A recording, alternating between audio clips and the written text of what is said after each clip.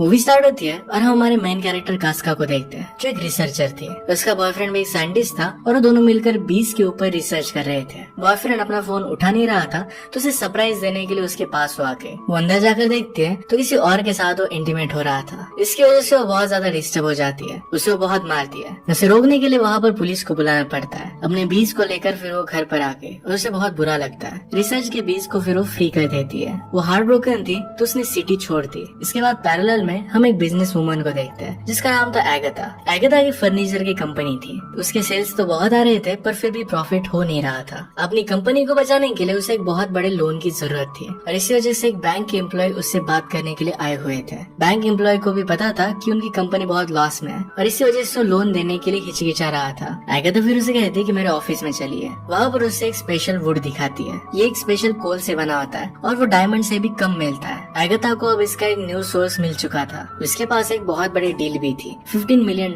की। दुबई में इसे सेल करने वाली थी। इसके लिए फिर बैंक मैनेजर उसे लोन देने के लिए मान जाता है। वहाँ पर सिर्फ यही प्रॉब्लम थी कि जहाँ पर एगाथा को ये वुड मिला था वो लैंड अब तक उसकी थी नहीं। एगाथा की आधी कंपनी भी उसके ब्रदर की थी जिसका नाम था पैट्रिक। पैट्रिक एक एडवेंचरर था, हमेशा यहाँ वहाँ घूमता रहता था। अगर उसके पास पैसे नहीं होते थे तो लोगों से वो लोन ले लेता। आज ऐसे एक आदमी उसे लोन वसूल करने के लिए आया हुआ था। उसे कहता है कि तुम पर 10 मिलियन का कर्जा है। इस बात से पैट्रिक बहुत डर जाता है। उसे याद नहीं आ रहा था कि उसने लोन कब लिया था। उसके पास लोन पे करने के लिए बहुत ही कम टाइम था, तो फिर वो अपनी सिस्टर को कॉल करता है। जब भी उसे किसी लोन की जरूरत पड़े तो हमेशा अपनी सिस्टर को ही कॉल करता है। नेक्स्ट सीन में हम दो फ्रेंड्स को देखते हैं। इसमें से एक का नाम था वैकस और दूसरे का नाम था जैड्रस। जो लैंड एगाथा बाय करना चाहती थी ये उन दोनों की ही थी। अगर दोनों मिलकर ये लैंड सेल नहीं करते तो एगाथा उनकी लैंड बाय नहीं करने वाली थी। वैकस की डॉटर उसके पास आती है और कहती है कि मुझे आपसे कुछ बात करनी है। वैकस कहता है कि हम बाद में बात करेंगे और उसने बात टाल दी। वो फिर जैड्रस के बेटे के साथ वहाँ से चली जाती है। थोड़ी देर में वहाँ पर एगाथा आके वहाँ पर वो अपने साथ सिटी ऑफिशियल को भी लेकर आई थी ताकि कोई भी फ्रॉड वगैरह उसके साथ ना हो। हम फिर इसी सिटी में कास्का को आता हुआ देखते हैं। लैंड के बारे में डिस्कशंस वगैरह स्टार्ट होती है। इसी बीच में वैकस वहाँ से उठ जाता है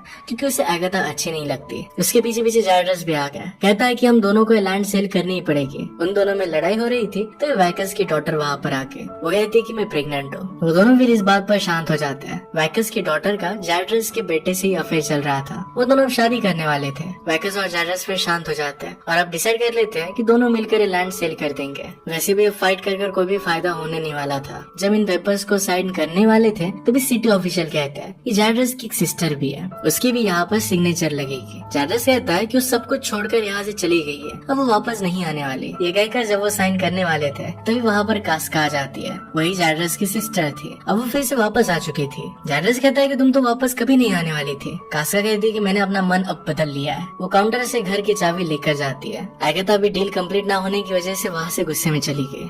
कास्का वहाँ के अपने घर पर आती है। उसे अपना बॉयफ्रेंड का कॉल आता है तो उससे उसका बैग छूट जाता है। ये बैग जाकर पैट्रिक से टकरा गया जो अपनी बाइक पर था। उसका थोड़ा सा एक्सीडेंट हो जाता है। उल्टा कास्का उसी पर चिल्ला रही थी। पैट्रिक कहता है कि किसी को कोई भी चोट नहीं आई, तुम्हें इतना चिल्लाने की जरूरत नहीं है। वो उसके साथ फ्लर्ट करने लग गया और फिर वहाँ से चला जाता है। इसके बाद वो एगाथा के पास आता है। वो एगाथा को कहता है कि मुझे 10 मिलियन चाहिए। एगाथा कहती है कि इसके बदले में तुम्हें अपने 50% शेयर मुझे देने पड़ेंगे। पैट्रिक इस बात के लिए मान जाता है। एगाथा कहती है कि तुम्हें और एक काम करना पड़ेगा। यहाँ मुझे एक लैंड चाहिए और एक लड़की इसमें प्रॉब्लम बन रही है। उसके साथ तुम अफेयर करो और फिर उसे यहाँ से भगा दो। यहाँ पर कास्का के बारे में ही बात चल रही थी। पैट्रिक इस बात के लिए मान जाता है। थोड़ी देर में कास्का से मिलने के लिए उसकी ग्रैंड मदर आती है। ग्रैंड मदर उसे देखकर बहुत ही खुश थे। वो दोनों एक दूसरे को बहुत अच्छी तरीके से ग्रीट करती है। ग्रैंड मदर ने उसके लिए स्पेशल मिल्क लाया था। ये कास्का को बहुत अच्छा लगता है। दूर से जैड्रस और वैकस ये दोनों कास्का पर नजर रख रहे थे। उन्हें लग रहा था कि थोड़े दिन यहाँ पर ही रुकेगी और इसके बाद वो चली जाएगी क्योंकि उसे यहाँ पर अच्छा नहीं लगेगा।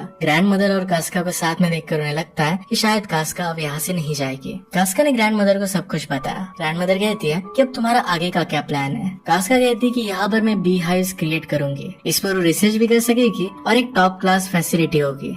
ग्रैंडमा उससे पूछती है कि ये सब तुम करोगे कहाँ पर। कास्का कहती है कि यही मेरे हाउस में करूंगी। ग्रैंडमा कहती है कि जगह इनफ नहीं होगी। वो उसे अपना खुद का घर दे देती है और कहती है कि तुम इस जगह पर ये सब बना सकती हो। कास्का को ये सब सुनकर बहुत अच्छा लगता है। रात में बाहर तूफान आया हुआ था, बहुत बारिश गिर रही थी। कास्का बाहर देखती है तो पैट्रिक वहाँ पर टेंट लगाने की कोशिश कर रहा था। कास्का बाहर गई और कहती है कि ये प्राइवेट प्रॉपर्टी है, तुम यहाँ पर टेंट नहीं लगा सकते। पैट्रिक बहुत ज्यादा स्ट्रगल कर रहा था। उसे कहती है कि तुम्हें अंदर रहना चाहिए या इस तूफान में तुम रह नहीं पाओगे। पैट्रिक कहता है कि मैं बहुत सारे माउंटेन चढ़ कर आया हूँ, मुझे इस तरीके की तूफानों की आदत है। कास्का कहती है कि यहाँ पर बेयर्स रहते हैं और वो भी 12, वो तुम्हें जिंदा खा जाएंगे। पैट्रिक फिर डर जाता है और उसके साथ घर में अंदर आ जाता है। कास्का ने कहा कि तुम्हें अपने कपड़े निकाल लेने चाहिए, वो भीगा हुआ था। पैट्रिक को लगता है कि कास्का उसमें इंटरेस्टेड है, वो फिर अपने सारे कपड़े निकाल देता है। कास्का इस बात पर सिर्फ हंस देती है और उसके लिए कपड़े लेकर आती है। बाद में कास्का उसे कहती है कि अपनी सारी गंदी चीजें लेकर मॉर्निंग में यहाँ से चले जाना। पैट्रिक कहता है कि यहाँ से जाने के लिए मेरे पास कुछ भी नहीं है, वो इसी टाउन में रहकर कोई होटल ढूंढेगा। रात वो यहीं पर बिताने वाला था तो कास्का कहती है कि बाहर जाकर वुड्स लेकर आओ। वो जब वुड लेने के लिए गया तो देखता है कि वैकस और जेड्रस एक कास्का की बी हाइव चुरा कर लेकर जा रहे थे ताकि वो यहाँ पर बिजनेस ना कर पाए। पैट्रिक ये देख लेता है और उन्हें यहाँ से भगा लेता है। इसमें कास्का के बी हाइव टूट गए थे। कास्का जब ये देखती है तो इस बात पर बहुत गुस्सा हो जाती है। गुस्से में पैट्रिक को यहाँ से निकाल देती है। रास्ते में उसे एक बहुत बड़ी गोट दिखी है, ये पैट्रिक को इंजोर कर देती है। इसके बाद फिर वो हॉस्पिटल में आ गया। हॉस्पिटल की डॉक्टर उसके साथ फ्लर्ट कर रही थी। पैट्रिक ये रियलाइज करता है और जल्दी से वहाँ से निकल जाता है। इसके पीछे हम देखते हैं कि एक आदमी उससे पैसे लेने के लिए उसे ढूंढ रहा था। वैकस और जेड्रस सोच रहे थे कि कास्का अब यहाँ से कैसे जाएगी। उन्हें एक आइडिया आता है कि यहाँ के अगर किसी लड़के से प्यार करती है और अगर उस लड़के ने उसे धोखा दे दिया तो वहाँ से वो भाग जाएगी। वो फिर इस लड़के को ढूंढने की कोशिश स्टार्ट कर देते हैं। वो अलग अलग लड़कों के इंटरव्यू ले रहे थे पर उन्हें कोई भी पसंद नहीं आता। कास्का ने टाउन के बहुत सारे लड़कों को ऑलरेडी रिजेक्ट किया हुआ था। इसके बारे में पैट्रिक को पता चलता है। पैट्रिक जाकर उनसे बात करता है और कहता है कि तुम लोगों का काम मैं कर सकता हूँ। उनसे भी वो डील कर लेता है। कहता है कि मुझे कास्का के ऊपर सारी इन्फॉर्मेशन चाहिए। पहले तो जेड्रस इसके लिए मना कर रहा था पर वैकस फिर उसे मना लेता है। सब मिलकर फिर एक प्लान बनाते हैं। अगले दिन कास्का अपने बी हाइव्स के लिए वुड ढूंढ रही थी। रात में उसकी छत भी लीक होने लग गई थी तो इसके लिए भी उसे वुड की जरूरत पड़ने वाली थी। वो अलग अलग जगह पर जाती है पर कोई भी उसे हेल्प नहीं कर रहा था। वो सब लोग कह रहे थे कि सारा वुड हमने ऑलरेडी सेल कर दिया है। ये वुड वैकस और जेड्रस ने मिलकर ही बाय किया था ताकि कास्का को हेल्प हो ना सके। जब कास्का घर पर आती है तो पैट्रिक उसके लिए बी हाइव्स लेकर आया था। कास्का को देखकर बहुत अच्छा लगता है पर उसे पूछती है कि तुमने ये सब लाया कहाँ से। पैट्रिक कहता है कि मैं कुछ भी कर सकता हूँ, मैं खुद एक बहुत ही अच्छा कारपेंटर हूँ। कास्का इम्प्रेस तो थी पर फिर भी उसे ज्यादा भाव नहीं देती। पैट्रिक फिर खुद उसका रूफ अच्छी तरीके से फिक्स करने लगता है। ये करते करते वो नीचे गिर गया। कास्का उसे उठाकर बेड में लेकर आती है। पैट्रिक को फिर से लगता है कि कास्का उसमें इंटरेस्टेड है। वो जानबूझकर इंजर्ड होने का नाटक कर रहा था। कास्का ने बात देख ली। वो अपनी ग्रैंड मदर को बुला लेती है। दोनों मिलकर फिर प्रिटेंड करते हैं कि उसकी वो केयर कर रहे हैं पर उसे झाड़ू से बहुत मारते हैं। पैट्रिक बेचारा वहाँ से भाग जाता है। पैट्रिक पर उसकी सिस्टर भी बहुत प्रेशर बना रही थी। तुम्हारे पास बहुत ही कम टाइम है, जल्दी तुम्हें ये काम कंप्लीट करना पड़ेगा। पैट्रिक नदी के पास था और उसे फिर से वही गोट दिखती है। वो फिर से उसे इंजोर कर देती है। पैट्रिक फिर डॉक्टर के पास आ गया। डॉक्टर ने उसका इलाज किया। तभी वहाँ पर पैट्रिक से पैसे मांगने वाला आदमी आ चुका था। जल्दी से पीछे के डोर से पैट्रिक भाग जाता है। डॉक्टर बेचारे फिर से डिसअपॉइंटेड हो गई थी। डॉक्टर फिर उस आदमी को ही बिठा लेती है। इसके बाद नेक्स्ट सीन हम देखते हैं कि पैट्रिक वैकस और जेड्रस से मिलता है। उन्हें कहता है कि उसे जरा प्रॉब्लम आ रही है पर स्लोली स्लोली ये काम कर डालेगा। पैट्रिक कास्का के साथ करीबिया कैसे बढ़ा है इसके बारे में वो डिस्कस करते हैं। नेक्स्ट सीन हम देखते हैं कि कास्का की ग्रैंड मदर के यहाँ पर वो सब मिलकर लीकर बना रहे थे। उसकी ग्रैंड माँ बहुत ही स्ट्रॉन्ग लीकर बनाती थी और ये बनाना इलीगल था। यहाँ पर वो सब लोग मिलकर बात कर रहे थे। डॉक्टर कहती है कि मेरे पास पैट्रिक आया हुआ था। कास्का को लगता है कि शायद डॉक्टर और पैट्रिक के बीच में कुछ हुआ और इस वजह से वो जरा अपसेट हो जाती है। वो कहती है कि अब मुझे किसी भी आदमी को डेट नहीं करना है। डॉक्टर कहती है कि पैट्रिक के जाने के बाद और एक आदमी आया था, वो एक असली मर्द था। कास्का फिर समझ जाती है कि डॉक्टर और पैट्रिक के बीच में कुछ भी हुआ नहीं था। थोड़ी देर में वहाँ पर पैट्रिक सिटी ऑफिशियल्स के साथ पहुँच जाता है। अगर वो अंदर आता है तो कास्का की ग्रैंड मदर को जेल भी हो सकती है क्योंकि लीकर इस तरीके से बनाना इलीगल था। इसी वजह से उन्हें वो बाहर ही रुकाते हैं। कास्का के पास कोई ऑप्शन नहीं रहता और वो कहती कि पैट्रिक मेरे साथ रुक सकता है। यह सब पैट्रिक का प्लान ही था। पैट्रिक कास्का के घर पर आकर उसे कहता है कि तुम्हें अब फाइनली मुझे घर पर रहने देना ही पड़ेगा। कास्का कहती कि मैं तुम्हें ऐसे ही नहीं रहने दूंगी, तुम्हें यहाँ पर काम भी करने पड़ेंगे। पैट्रिक कास्का को पूछता है कि तुम यहाँ पर क्या बिजनेस करना चाहते हो। कास्का उसे सारी डिटेल्स देती है। इसके बाद उसे लकड़ियाँ तोड़ने के लिए कहती है। पैट्रिक को उतना ज्यादा अच्छा आता नहीं था। ये देखकर कास्का उस पर हंस रही थी। जैसे वो वहाँ से चली जाती है वैसे वैकस और जेड्रस अपने आदमी लेकर वहाँ पर पहुँच जाते हैं और जल्दी से सारे वुड को कट कर देते हैं। थोड़ी देर में जब कास्का वापस आई तो इम्प्रेस्ड हो जाती है कि पैट्रिक ने इतना सारा वुड तोड़ा कैसे है। इसके बाद पैट्रिक खुद की बड़ाई करता है। अंदर आने के बाद वो थोड़ा सा कुक करता है। कास्का को ये सब चीजें बहुत अच्छी लगती है। रात में उसके डोर के बाहर वो वाइन लेकर खड़ी हुई थी। वो नॉक करने वाली थी पर अपना माइंड वो चेंज कर लेती है। पैट्रिक ये चीज बाद में नोटिस करता है। वो कास्का के रूम में देख रहा था और उसे कपड़े बदलते हुए देख लेता है। वो भी उसके डोर पर नॉक नहीं करता। अगले दिन वो कास्का के लिए फेंस बना देता है। कास्का आज बीज लेने के लिए माउंटेन पर जाने वाली थी, तो पैट्रिक को भी अपने साथ आने के लिए कहती है। एक बहुत बड़ा माउंटेन था और पैट्रिक को चढ़ने में थोड़ी सी तकलीफ होती है। कास्का कहती है कि तुम तो इतने बड़े एडवेंचरर हो, तुम्हें इतना ज्यादा तकलीफ नहीं होना चाहिए। ऊपर जाकर वो व्यूज देखते हैं तो ये बहुत ही ब्यूटीफुल थे। दोनों मिलकर फिर बीज को नीचे निकालते हैं। बीज निकाल के नीचे आते वक्त कास्का पैट्रिक पर गिर जाती है। वो दोनों करीब आ जाते हैं। पैट्रिक कहता है कि माउंटेन्स की लड़कियां कहती है कि हमारी फर्स्ट किस हमारे पूरे रिलेशनशिप के बारे में बता सकती है। कास्का उसके थोड़े से करीब आती है और फिर उसे पुश कर देती है। कहती है कि अपने माउंटेन की लड़कियों के पास ही जाओ। वहाँ से वापस आते वक्त पैट्रिक को फिर से वही कोट दिखती है और उसे फिर से इंजोर कर देती है। इस बार पैट्रिक कास्का की ग्रैंडमदर के पास आता है। वो उसकी मलहम पट्टी कर रही थी। पैट्रिक उसे कहता है कि मैं कास्का को लाइक करता हूँ, मैं उससे बात करने की कोशिश करता हूँ, अपनी दिल की बात बताने की कोशिश करता हूँ, पर कास्का कोई भी बात सुनती नहीं।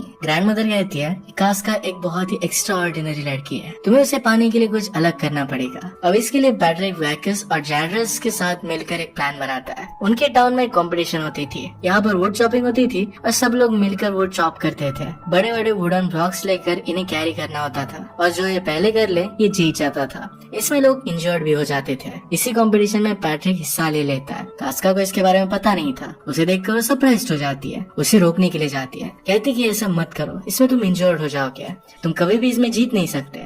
पैट्रिक कहता है कि अगर मैं इसमें जीत गया तो मेरे साथ कॉफी पर आना। कास्का कहती है कि कुछ भी बात मत कहो। पैट्रिक कहता है कि अगर मैं जीतने नहीं वाला तो तुम मेरे साथ बेट लगा सकती हो। इसके बाद कंपटीशन स्टार्ट हो जाती है। हम पैरेलल में देख सकते हैं कि जिन भी लोगों ने कंपटीशन में हिस्सा लिया था उन सबको वैकस और जैड्रस पैसे दे रहे थे, यानी कि वो खुद से आ जाए और पैट्रिक जीत जाए। सिर्फ एक ही आदमी उनसे पैसे नहीं लेता क्योंकि वो जीतना चाहता था। पैट्रिक और फिर उस आदमी में रियल की कंपटीशन होती है और फाइनली इसमें पैट्रिक जीत जाता है। दूसरे आदमी का वुडन ब्लॉक किसी पर गिरने वाला था पर उसे भी पैट्रिक बचा लेता है। कास्का पैट्रिक से गुस्सा हो जाती है और वहाँ से चली जाती है। ग्रैंडमदर पैट्रिक से कहती है कि मैंने तुम्हें ये सब नहीं करने के लिए कहा था, तुम्हें किसी के फीलिंग्स के साथ नहीं खेलना चाहिए। आज रात कास्का उसे घर के अंदर नहीं लेने वाली थी। कास्का को तभी पार्सल ऑफिस से कॉल आता है और उसकी बीज आई थी। 2 दिन के लिए वो बीज वहीं पर है, उसे जल्दी जाकर वो लेकर आनी पड़ेगी वरना वो मर जाएगी। वो फिर पैट्रिक को कहती है कि हमें जल्दी चलना पड़ेगा। वो जल्दी से वहाँ पर पहुँच तो जाते हैं पर जरा लेट हो गया था और इसी वजह से ऑफिस बंद हो रहा था। ऑफिस बंद करने वाली एक लेडी थी। पैट्रिक जल्दी से जाकर उससे बात करता है और उसे अपनी अच्छी बातों की वजह से मना लेता है ताकि वो ऑफिस को फिर से खोल सके। थोड़ी देर में पैट्रिक कास्का को पार्सल लेकर वापस आ जाता है। कास्का को देखकर बहुत ही अच्छा लगा। वो पैट्रिक को गले लगा लेती है। घर आकर उसके साथ वो इंटीमेट होने लग गए। पैट्रिक को उसके साथ ये सब करना गलत लगता है तो कहता है कि मैं तुम्हें कुछ कहना चाहता हूँ। कास्का कहती है कि आप कुछ भी मत कहो। उसके साथ वो इंटीमेट हो जाती है। अगली सुबह पैट्रिक वहाँ से निकल जाता है। वो वैकस और जैड्रस के पास आ जाता है और उन्हें सब कुछ सच्चाई बता देता है कि उसी की सिस्टर के लिए काम कर रहा था। घर पर पैट्रिक का फोन नीचे ही गिरा हुआ था। उसे एगाथा का कॉल आ रहा था। इस कॉल की वजह से कास्का समझ जाती है कि पैट्रिक अपनी सिस्टर के कहने पर ये सब कर रहा है। इससे वो बहुत ज्यादा गुस्सा हो गए। पैरेलल में वैकस और जैड्रस भी बहुत गुस्सा थे। उनमें लड़ाई चल ही रही थी तभी वहाँ पर कास्का आ जाती है। कास्का कहती कि मेरे साथ ये सब करने के लिए तुम्हें कितने पैसे मिले। उससे कन्फ्रंट करती है और रोते रोते वहाँ से जा रही थी। कहती कि अब इस टाउन में मेरे लिए कुछ भी नहीं है और वो वहाँ से हमेशा के लिए जाने वाली थी। ये सब बातें वहाँ के सिटी ऑफिशियल सुन रहा था। उनसे कहता है कास्का अब यहाँ से जाने वाली है तो उसके लैंड में जो ट्रेजर है उसका क्या। उन सबको ट्रेजर के बारे में कुछ भी पता नहीं था। ये बात सिर्फ एगाथा ही जानती थी कि वहाँ का वुड ट्रेजर के बराबर है। वो फिर सिटी ऑफिशियल से सब कुछ उगलवा लेते हैं कि एक्चुअल में यहाँ पर चल क्या रहा है। अब इस वुड का पूरा कंट्रोल लेने का सब मिलकर एक प्लान बनाते हैं। वहाँ पर कास्का की ग्रैंड मदर भी थी। पैट्रिक उन्हें सॉरी कहता है। वो कहता है कि सारे गुंडे वगैरह ये सब मेरी सिस्टर ने मेरे पीछे लगाए थे ताकि उसका काम वो कर सके। वो भी अपनी सिस्टर के खिलाफ था। वो उन्हें सॉरी कहता है कास्का के साथ ये सब करने के लिए। अब वो एक्चुअल में कास्का से प्यार करने लग गया। उसे वो धोखा नहीं देना चाहता था। पैरेलल में हम देखते हैं कि डॉक्टर और जो गुंडा पैट्रिक के पीछे था उन दोनों के बीच में अफेयर हो जाता है। उसे जाकर कन्फ्रंट करते हैं। वो गुंडा फिर एगाथा के पास जाता है और कहता है कि काम अब कंप्लीट होने वाला है। इसके बाद हम देखते हैं कि वो सब मिलकर एगाथा के साथ मीटिंग करते हैं। उसे फाइनली कह देते हैं कि अब लैंड वो सेल करने वाले हैं। पैट्रिक फिर एगाथा से अपने 50% शेयर सेल कर पैसे ले लेता है। ये सारे पैसे वो कास्का की बी हाइव बनाने के लिए इन्वेस्ट करते हैं। जैड्रस कास्का को आकर सॉरी कहता है और वो फिर से फैमिली बन जाता है। इसके बाद नेक्स्ट सीन में देखते हैं कि एगाथा बैंक एम्प्लॉय को लैंड दिखाने के लिए आई हुई थी। वहाँ पर पैट्रिक पहुंच जाता है। पैट्रिक कहता है कि वैकस, जैड्रस और मैं मिलकर अब हमारी वुड की कंपनी स्टार्ट कर रही है। हम हमारा खुद का फर्नीचर दुबई के क्लाइंट को सेल करेंगे। एगाथा के पास कुछ भी नहीं है। बैंक अभी ये सब बिजनेस करने के लिए डायरेक्टली पैट्रिक को लोन देने वाली थी। पैट्रिक ने ऑलरेडी दुबई के क्लाइंट के साथ बात कर डील फाइनलाइज कर ली थी। सब लोग अब बहुत ही खुश थे।